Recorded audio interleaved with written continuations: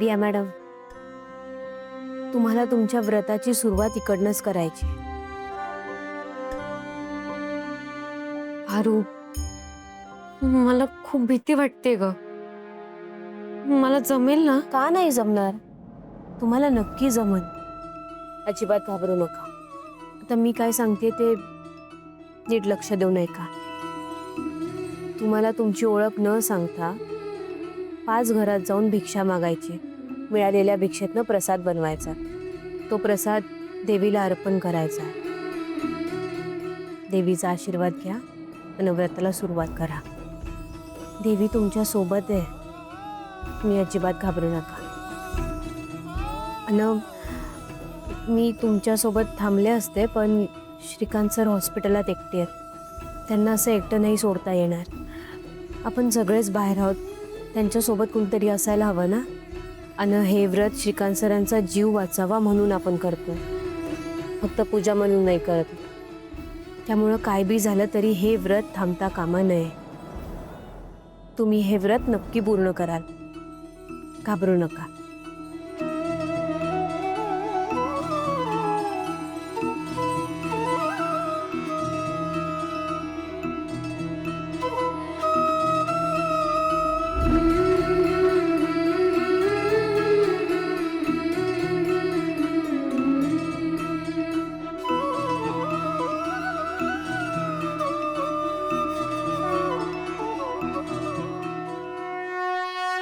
गुरुजी, ते या गुरुजींनी मला सांगितलंय आपण व्रताला सुरुवात करूया। आधी पूजा करून घ्या।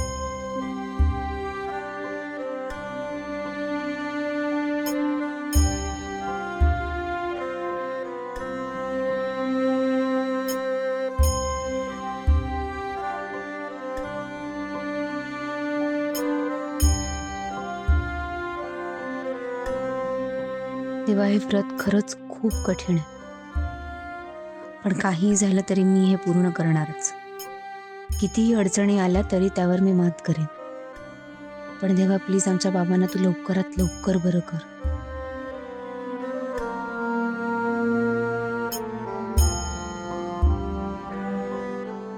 आता प्रदक्षिणा घाला, मग आपण व्रताला सुरुवात करूया।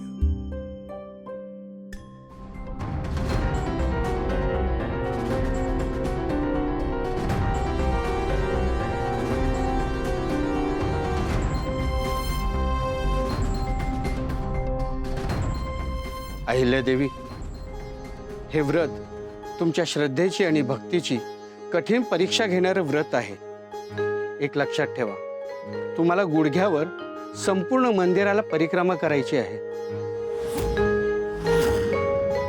तसं हे व्रत कठीण आहे, तुमची परीक्षाच समजा। या व्रताचा महत्त्वाचा नियम असा आहे, हे व्रत कोणाच्याही मदतीशिवाय करायचं आहे।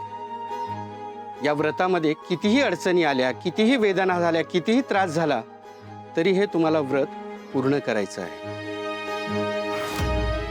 या व्रतामध्ये कोणत्याही प्रकारची बाधा येता कामा नये आणि कुठलंही विघ्न येता कामा नये। ते तुम्हाला पूर्ण करायचं आहे। काहीही झालं तरी तुम्हाला न उठता ही परिक्रमा पूर्ण करायची आहे।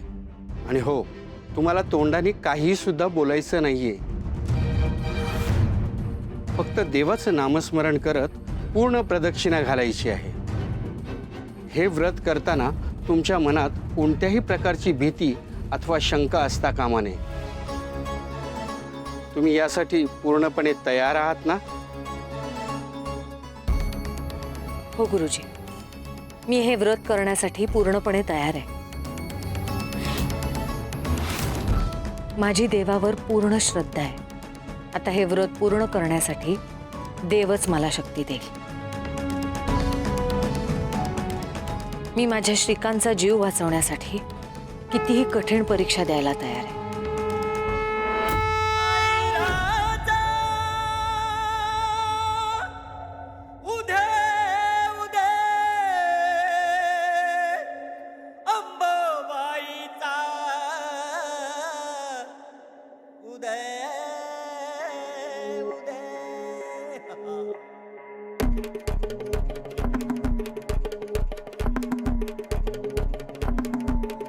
देवा, माझ्या श्रीकांतच्या आयुष्याची भाग्यरेखा तुझ्या हातात आहे. माझ्या या वेदनांचं रूपांतर माझ्या श्रीकांतच्या आरोग्यात होऊ दे. माझ्या श्रीकांतला लवकरात लवकर बरं वाटू दे.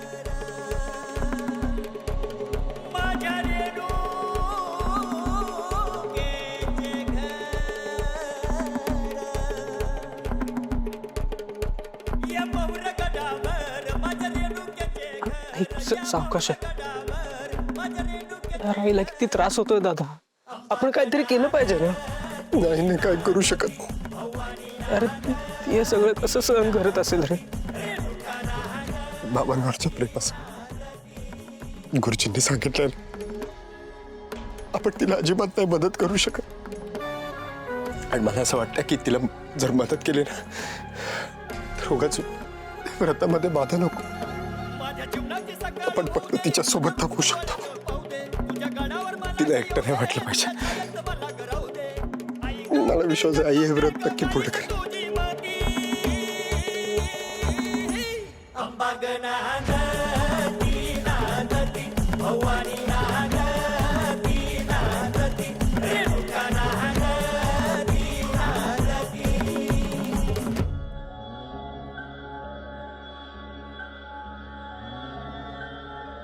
भिक्षाम देही.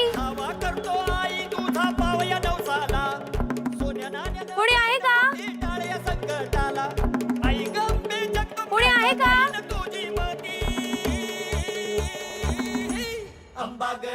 भिक्षाम देही. ताई, कोणी आहे का?